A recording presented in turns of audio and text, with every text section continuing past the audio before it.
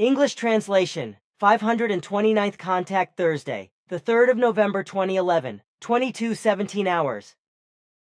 You are here quickly, dear friend Edward. Greetings. If you come, then of course I will come here immediately. Ava and I watched a crime movie together. Otherwise, I would have been here for 2 hours already. That also has to be. The reason why I'm coming here now is because I am not free on Saturday. But I want to report back to you about the question you asked Florina to pass on to me, so that I can question our language and writing experts. Their answer is the following, which I will try to put into simple terms in a somewhat understandable way. If, in a sentence, a quotation in brackets with quotation marks and endings is inserted and the complete sentence is ended, then the ending is to be given a full stop and endings in the closing bracket and endings. In other words, with the etc. end. This also applies if only a partial sentence is used which begins with a lowercase letter but ends in its entirety, as follows can only end.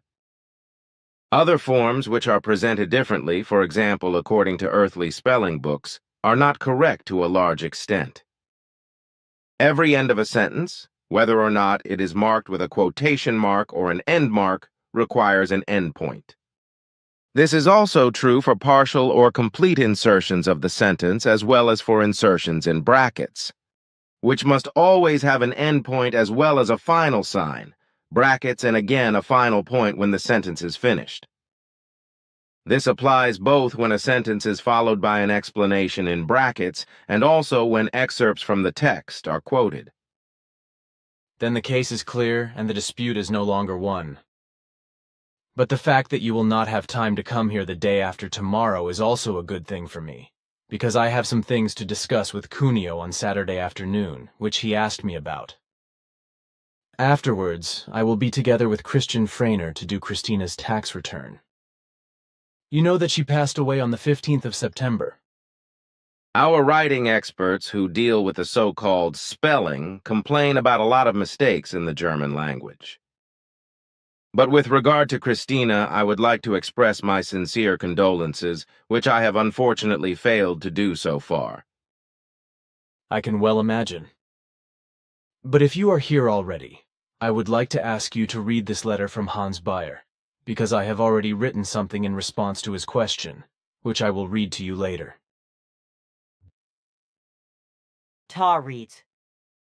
Give him my condolences on the passing of his 97-year-old mother. But what answer you gave him, that is what interests me. Good. See here. This is my answer to his question about the Euro and the European Union. As far as the EU's debt crisis is concerned, it is that the wrong thing is being done all around because everything is getting more and more out of hand. And all the power-hungry and incompetent people in EU politics listen to other equally power-hungry and incompetent, advising, ruling elements who have no idea what to do. The EU debt debacle is a bottomless pit, and EU people are being cheated and financially exploited by politicians and bankers. On the one hand, the EU's power-hungry politicians have no idea about a decent democracy. So they act high-handedly according to their own crazy and illogical ideas without involving the people, and on the other hand, they are not interested in the people's opinion at all. Particularly blatantly stupid elements of EU policy are trying to keep the euro alive for the sake of the devil, as well as the despotism, tyranny, and dictatorship of the European Union, so that they themselves can lead the people around by the rope and exploit them financially with impunity. All this therefore indicates that the whole thing could still turn out very badly, and that the peoples of the EU states are slowly but surely being financially dumped for good by this EU criminal organization and ultimately enslaved in every way. But this is not seen by all those fools who still tend towards the EU because their reasoning are so deficient that they cannot see the truth. This is unfortunately the case with all those ignorant people who already belong to the EU states and who are shouting pro and pro-hooray for it, but also with hard-boiled stupid elements of other countries who are striving with all their might for membership in the EU, such as all the ignorant people of Switzerland and Turkey, for example. They are so stupid that they want to give up their still largely existing freedom without hesitation and exchange it for enslavement by the despotism, tyranny, and dictatorship of the European Union. The EU screamers are so stupid that despite the huge EU crisis, they have still not grasped what is really being played out, and that it all boils down to financial exploitation and the incapacitation of all EU citizens by unscrupulous, power-hungry people who effectively walk over corpses when it serves them. What is your opinion? If Hans will allow me, I will also put his question and the answer to it in a bulletin. There would be much more to say about that, but in a short way you have summarized what is to be said in response to the questions and is also correct in its scope. Then I am not off track, and that is good. But may I burden you with some more questions, if you have time to answer them at all? Of course, about an hour or more is all I have left. Good. Then the following. In a private conversation in the mid-1980s, Quetzal told me that from around the middle of the 1990s or from the beginning of the 21st century, the great powers of the Earth, most especially the USA, would be working on inventions, that is to say building so-called weather weapons.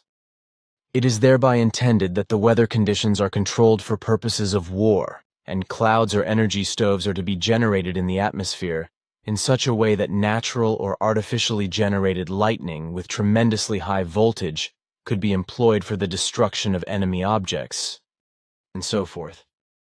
Thereby, as Quetzal explained, gigantic facilities of all kinds, as well as tanks, ships, and aircraft could be destroyed, electric power plants could be put out of operation, as well as entire units of troops annihilated. Furthermore, it is intended that, through this research, possibilities will be found to trigger primeval storms, tsunamis, and earthquakes, or even volcanic eruptions, with which irreparable damage is inflicted upon the enemy. Now my question is it really being worked on? Irresponsibly, that has actually already been the case for some time, whereby, unfortunately, it has also produced success, which in certain forms also partly already brings about effects. Then in this respect, humanity can indeed still brace itself for something, along with the constantly increasing and ever wilder natural catastrophes. Then something else, regarding the alleged moon landings. You said that the astronauts involved in the fraud were manipulated by hypnosis and drugs in such a way that false experiences and memories could be implanted in them. In my opinion, this is brainwashing, or am I wrong? Your assumption is correct, because this is actually a process known as brainwashing. The alleged astronauts, as well as other close collaborators, were not only used drugs and hypnosis, but also electromagnetism. In particular, the magnetism which acts on the brain and harasses it to a great extent is the strongest moment by which existing memories can be erased and replaced by new, absorbed experiences and memories. In this way, through drugs, hypnosis, and magnetic forces, the participants in the fraud were brought to new and false images and memories by the appropriate professionals, while the remaining participants, as well as the cameramen, props, and other staff, were erased and replaced by new memories in the same way. Others simply died, which meant that the silence was maintained in this regard even when threatened to break. These inhumane techniques were and are also used by the earthly secret services. And today, forbidden research is being carried out, particularly with electromagnetism, to erase the human being's memories and replace them with new ones.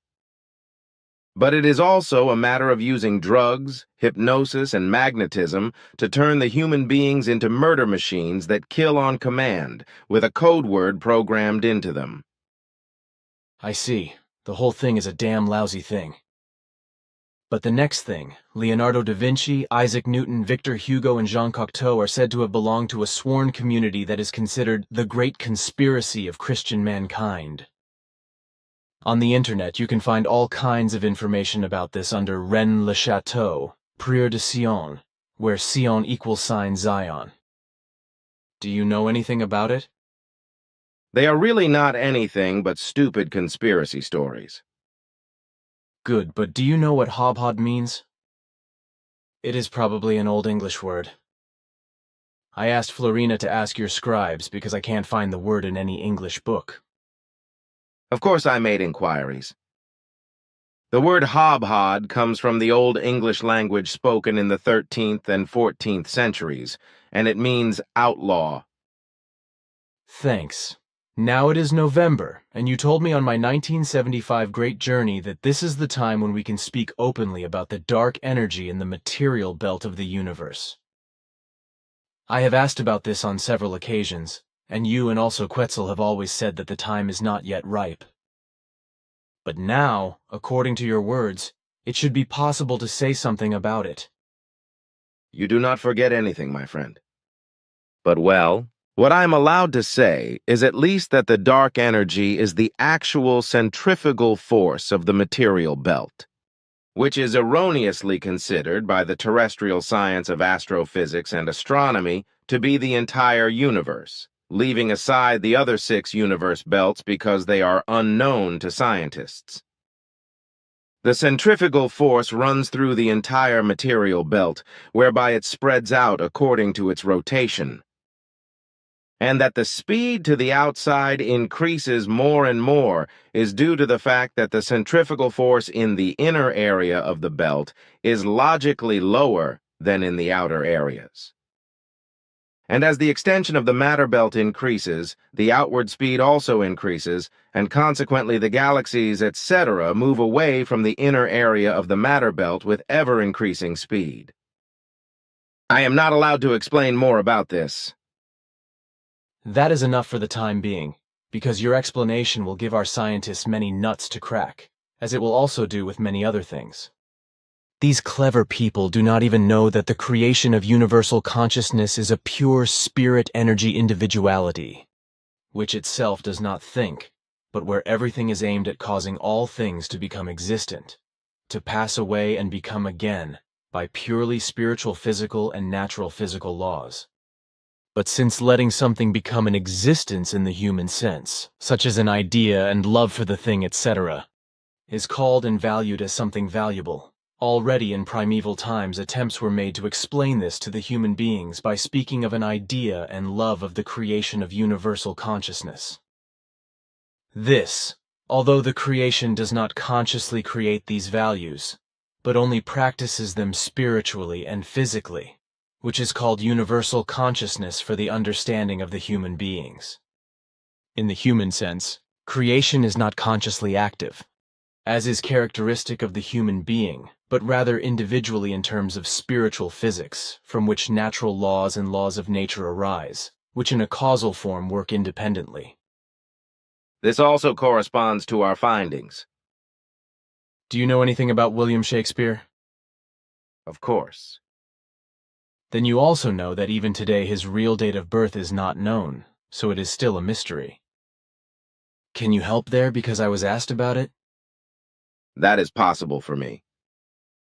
According to the old calendar calculation, he was born on the 21st of April, 1564, and was baptized somewhat unusually late, on the 26th of April, 1564.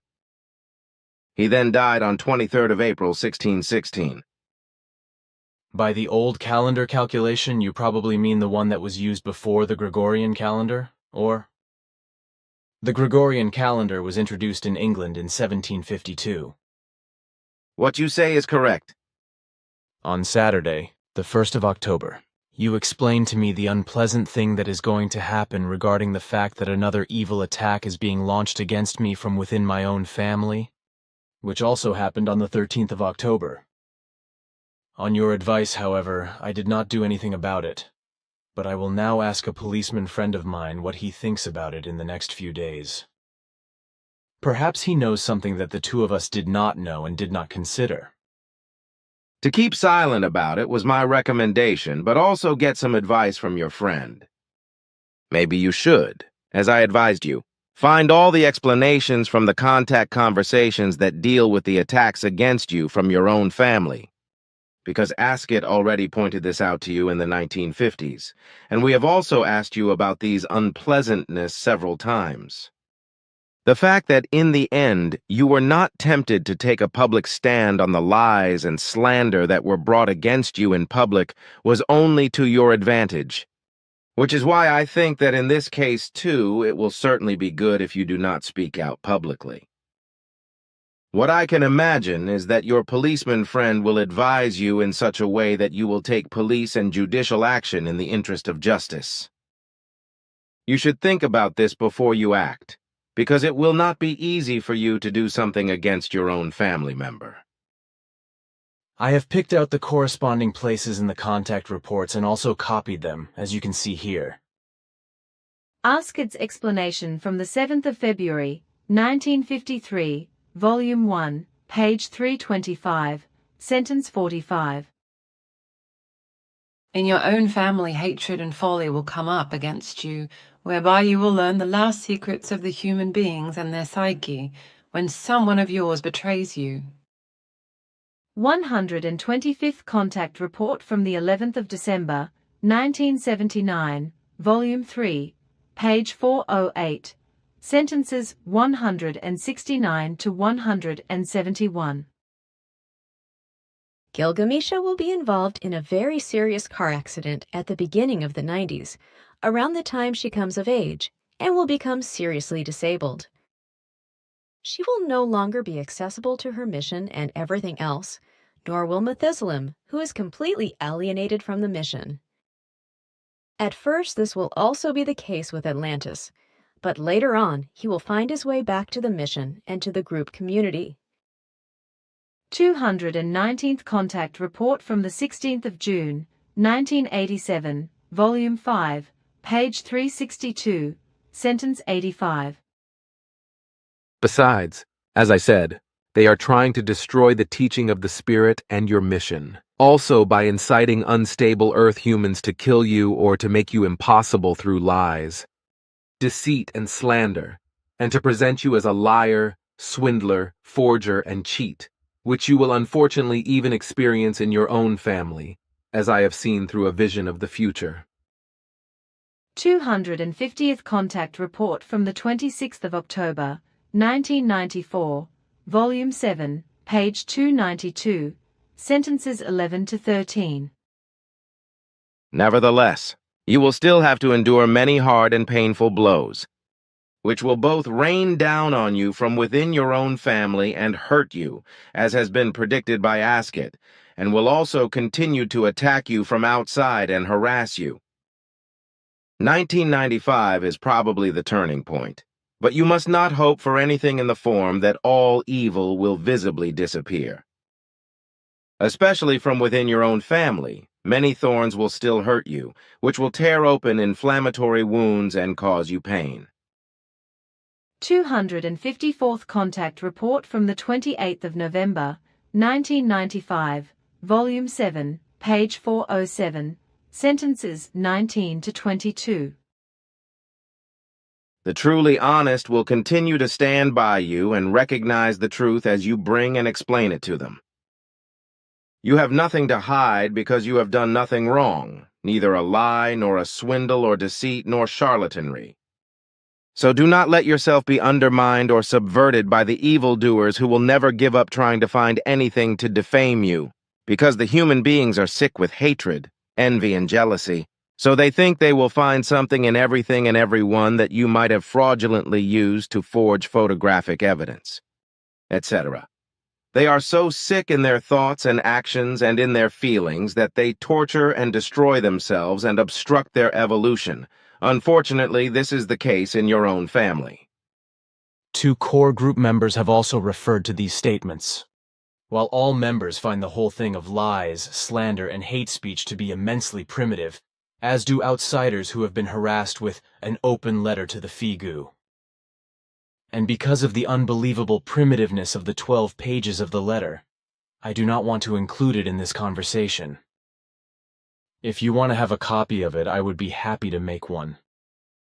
This is not necessary because I have already read the whole thing.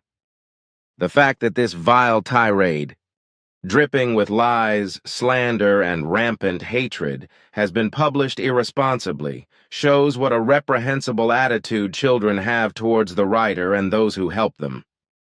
In this way, the same despicable attitude of the person who made it possible for the letter to be published on the internet also becomes publicly known and disseminated, thus causing harm to himself as it is to the author of the insulting letter. A decent, correct, and righteous human being would never commit such an ignominious act, and would also never offer his hand in this matter. If you call the letter primitive, you are not expressing it strongly enough, for it corresponds to a malicious and monstrous reprehensibility by which the writer publicly pillories himself and reveals what a shabby attitude he is. And this I can say and judge very well, because I know the reality and have perceived it for the last 4 or so decades or so, and therefore know very well that all the accusations made in this letter are nothing more and nothing less than malicious lies and slander. And if you do not wish to remain silent on the matter, I think it would also be appropriate and correct for you to publish what we have just been talking about in a bulletin. But you have to make your own decision about that. I will think about that. But now I think that there is enough talk about it, so I want to raise another question. Everywhere in the world, large blocks of ice have been falling from the sky for years, which are very dangerous, sometimes cause a lot of damage and also endanger human lives. Such lumps of ice often weigh between 10 and 20 kilos and cannot be caused by icing on aircraft. As I know, these ice balls are called megakryometeors, which in Greek means something like big cold meteors. Do you know where these ice projectiles come from and how they are formed? Megakryometeors are formed between the stratosphere and troposphere. The alternating cold and warm layers between the two spheres are the basic factors leading to the formation of the large cold meteors, with the actual cause of the whole being the rapidly advancing climate change. Short, concise, and clear.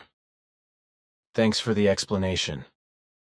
But while we are on the subject of ice, I would like to come back another time with a question about the first ascent of Mount Everest. On the 15th of January 2007, we talked about the fact that an Englishman was the real first climber of Mount Everest in the 1920s, and it was also noted that Quetzal.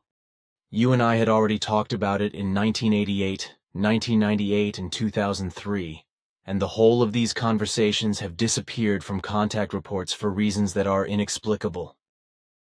For this reason, Quetzal resubmitted the details of the talks, which were then recorded in the 439th official contact conversation under a special name. Volume 11 of the contact reports, page 75, contains the excerpts from the 223rd contact report from the 1st of May 1988, the 260th contact report from the 3rd of February 1998, and the 343rd contact report from the 3rd of June 2003, which have disappeared from the original reports.